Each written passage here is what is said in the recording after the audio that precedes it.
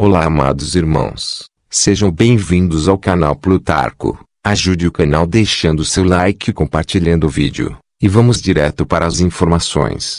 A guerra que ninguém vê, ouve ou sabe. Combate com reptilianos no Zimbábue. Mais um impressionante relato de um militar brasileiro em missão de forças especiais multinacional em plena África, na montanha Nyangani, no Zimbábue, onde o seu grupo de militares, membros de forças especiais, se deparou com enormes seres reptilianos dentro de uma caverna onde eles estavam. As criaturas estavam meio que sentadas, uma delas em pé, com movimentos similares a um suricato, observando ao redor, enquanto os outros dois mutilavam alguns corpos de animais e de guerrilheiros que eles haviam matado horas antes. Percebemos através de visão infravermelha, que eles colocavam os órgãos internos dentro de recipientes cilíndricos, similares a potes de alumínio escuro que se encaixavam uns nos outros.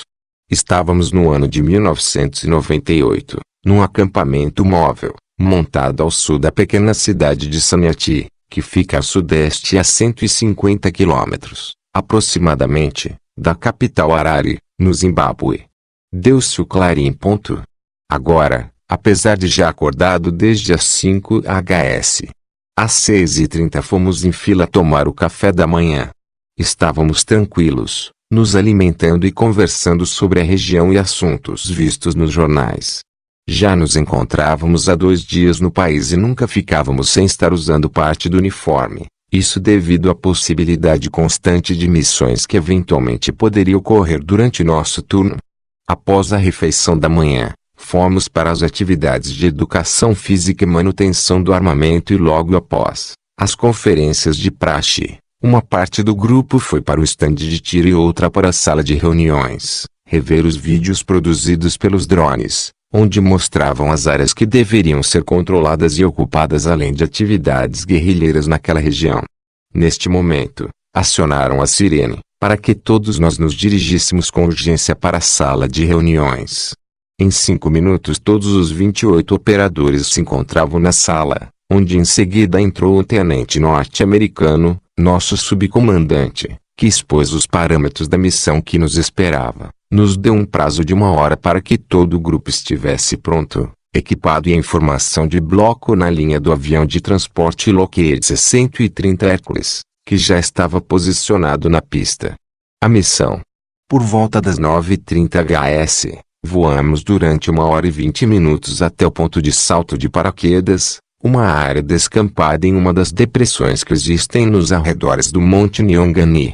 Saltamos por cima das nuvens que estavam baixas, e pousamos na área próxima a um curso de água, com árvores aparentemente espaçosas entre si, vegetação rasteira na linha do joelho, porém, com alguns arbustos espinhosos.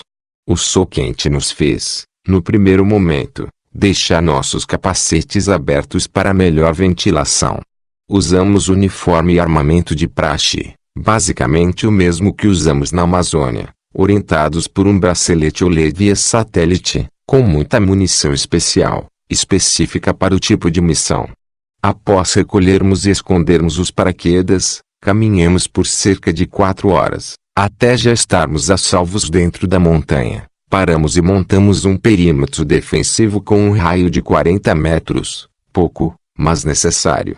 Durante esta parada, o major e um tenente nos passaram os paramentos da missão, que se resumia em um provável e eminente confronto com uma ou mais criaturas reptilianas, sendo que a missão era capturá-la viva ou morta. Caso não fosse possível capturá-lo com vida, deveríamos evitar as baixas entre nossa tropa e sinalizar o local com dispositivos infravermelhos para implodir o local. O encontro. Após um descanso de cerca de 30 minutos no perímetro defensivo, levantamos marcha selva dentro, orientados e observados a partir deste momento por satélite.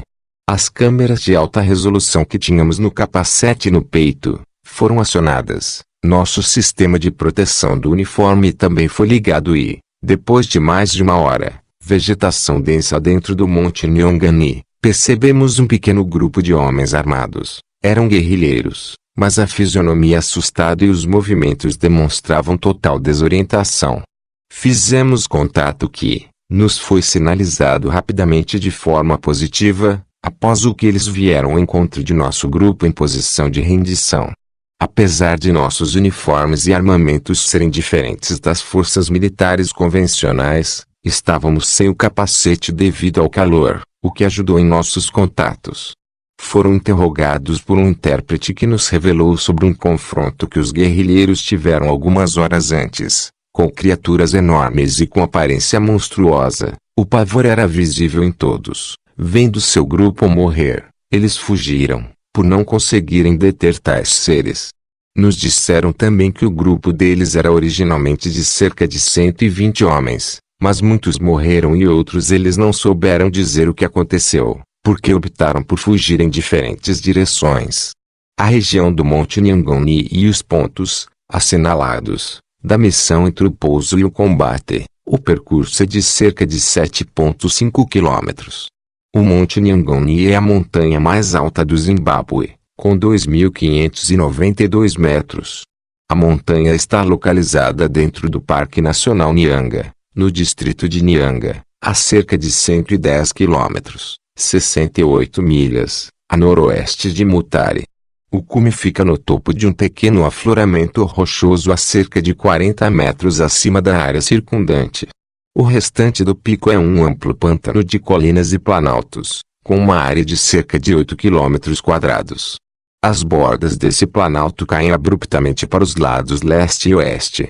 A vegetação da montanha é composta em grande parte de charnecas ao redor do planalto, com florestas sempre verdes ao longo das encostas mais úmidas do leste e pastagens para o lado ocidental. Nos disseram que, quando seguiam naquela região, foram violenta e brutalmente atacados. Houve um intenso tiroteio, tiveram várias baixas entre mortos e feridos, o que os fez fugir do local. Os guerrilheiros estavam cansados, com medo e com sede, apesar de haver um pequeno curso de água próximo, mas eles estavam com medo de buscar água, nos disseram, pois que uma das criaturas saiu da margem do córrego e os atacou enquanto o outro veio da mata, forçando-os a se dividirem. Ao terminar o depoimento, montamos um perímetro seguro, para que 3 deles buscassem água, o que foi feito, e fornecemos barras de cereais para que eles se alimentassem. Os orientamos a seguirem rumo a noroeste pela trilha que fizemos. Devolvemos o armamento e os orientamos sobre segurança que deveriam observar até chegarem em seu destino. A noite estava se aproximando e com ela o frio. O nosso uniforme regulava a temperatura. Logo nos colocamos em marcha. Creio que 1 hora depois, já estávamos num dos sulcos laterais naturais da montanha, com vegetação baixa e árvores com copas de uns 3 ou 4 metros. Mas não eram muito próximas umas das outras e entre pedras, muito mato baixo, porém, um pouco mais à frente as árvores se fechavam e suas copas cobriam os espaços embaixo. Subitamente avistamos uma vaca morta e completamente dissecada. Estava sem os olhos, língua, órgãos genitais e um corte na barriga de onde foram tirados todos os órgãos internos. Não havia presença de sangue no local, o que indicava que as criaturas estavam por perto, já que o que sobrou do corpo do animal ainda não estava rígido. Um pouco mais à frente, vimos uma abertura na transversal no meio de 2 rochas, com certa vegetação ao redor. Entramos e após uns 5 metros paramos com um corte nas rochas num formato triangular. Um corte perfeito, criando um pequeno túnel de aproximadamente uns 6 metros, com paredes lisas similar a uma placa de mármore. Isto fortalecia o indício de que estávamos próximos de encontrar o que procurávamos. Andamos com muito cuidado, nosso sistema de isolamento do uniforme agora ligado, armamento engatilhado e pronto para disparar, e 1 a 1. Fomos entrando até passarmos e chegarmos a uma grande caverna, meio escura com apenas poucos raios da luz do sol penetrando por uma abertura superior, que já se desfazia, entrando por um grande buraco acima, rodeado pelas copas das árvores. Em seguida posicionamos tropas ao redor da saída do túnel, já que também havia soldados próximos à entrada. Nos espalhamos na formação triangulada, com cerca de 4 a 6 metros de distância um do outro, com movimentos rasteiros e lentos, até percebermos movimentos a cerca de uns 100 metros à nossa frente, num declive de uns 20 graus, Neste momento, rastejando pela vegetação, com cuidado até estar numa distância segura. As criaturas estavam meio que sentadas, uma delas em pé com movimentos similares a um suricato, observando ao redor enquanto os outros dois mutilavam alguns corpos de animais e de guerrilheiros que eles haviam matado horas antes. Percebemos através de visão infravermelha, que eles colocavam os órgãos dentro de recipientes cilíndricos, similares a potes de alumínio escuro, que se encaixavam uns nos outros. Apenas uma das criaturas fazia o trabalho de um legista, os demais observavam e lhe davam cobertura e, após a retirada dos órgãos, eles colocavam os corpos dentro de uma caixa, a qual não pude precisar o tamanho e profundidade, mas percebi que havia mais recipientes como aqueles. Estes recipientes flutuavam, levitavam a poucos centímetros do chão. Elas tinham algo em torno de 2,5 metros de altura, apesar de não ficarem eretos, sempre ficando meio curvados, tinham pele escamosa de cor meio amarelada, com as partes do lombo das costas um tom esverdeado, cabeça grande, com várias pequenas pontas, olhos amarelados, tipo olho de réptil, com a íris vertical, braços e pernas fortes, com mãos longas com 4 dedos afilados. Usavam um colete escuro que tinha nas laterais compartimentos com objetos. No braço direito, tinham uma espécie de bracelete na mesma cor de sua pele, e todos portavam uma espécie de pequena lança, similar a um cajado. Usavam uma espécie de bota que não tinha cadarços ou zíper. Este calçado chegava até a altura do joelho, e tinha cor esverdeado com marrom. O confronto. Após cerca de uns 10 minutos de observação, procuramos fazer o cerco triangulado, em torno das 3 criaturas, mas mantendo uma distância segura. A demora na manobra de aproximação se explica por questões de observação, para saber o que portavam e para que instalássemos alguns dispositivos, similar a pequenas antenas de 3 pontas ao longo da nossa formação, prevenindo uma possível reação, de forma que os danos fossem mínimos. Mas o inesperado aconteceu e uma das criaturas percebeu a nossa presença e movimento e veio se certificar. Foi quando começou o confronto.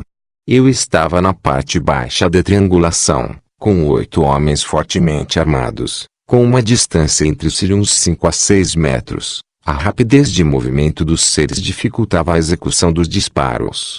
Rajadas foram feitas, tiroteio intenso e explosões, por uns 20 minutos.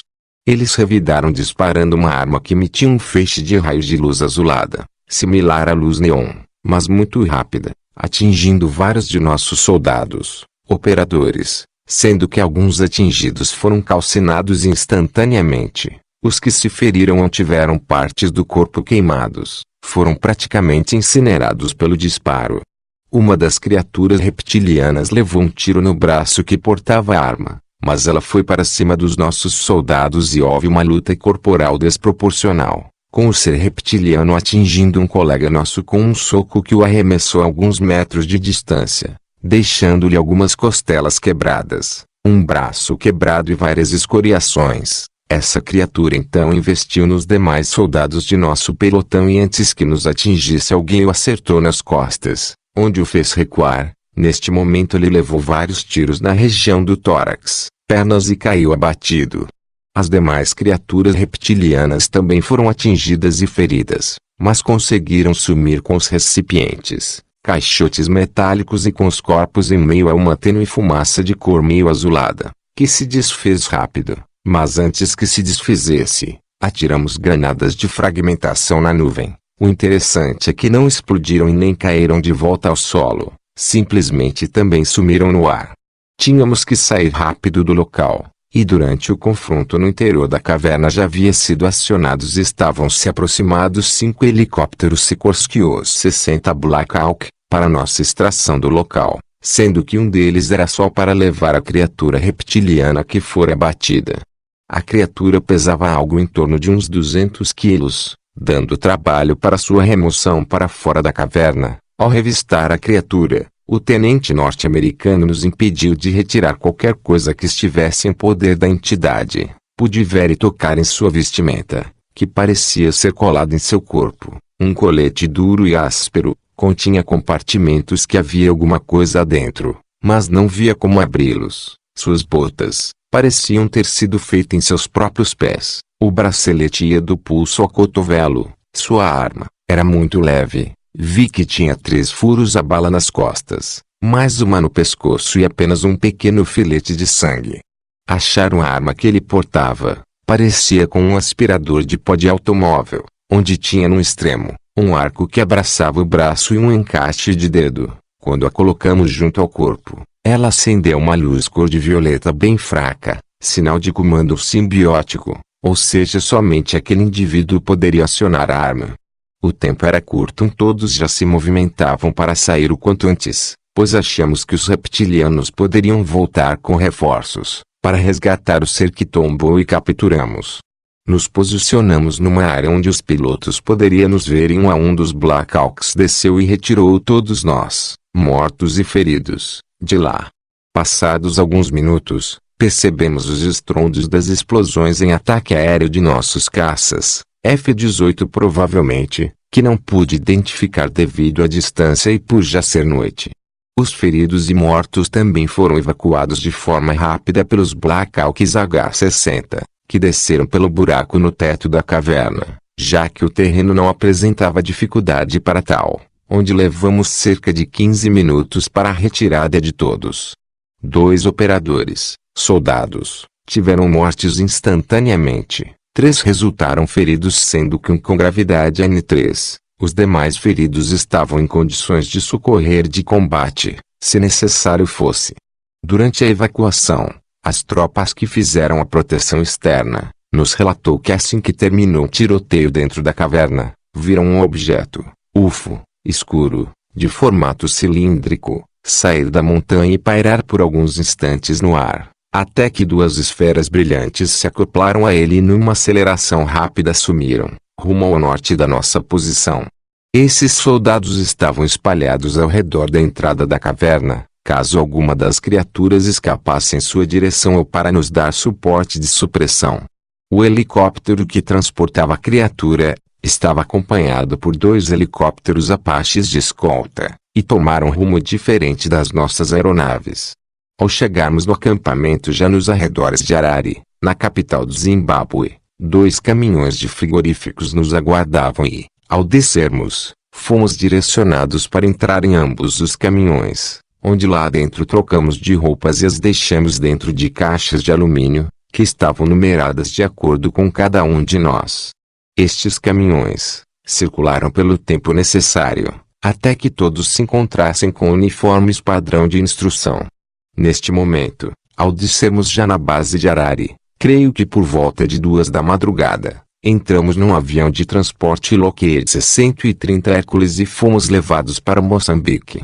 Durante o trajeto, fomos orientados a esquecer a missão e não comentá-la de forma alguma, com quem quer que fosse sob qualquer circunstância, sob pena de lei marcial e provável condenação à morte.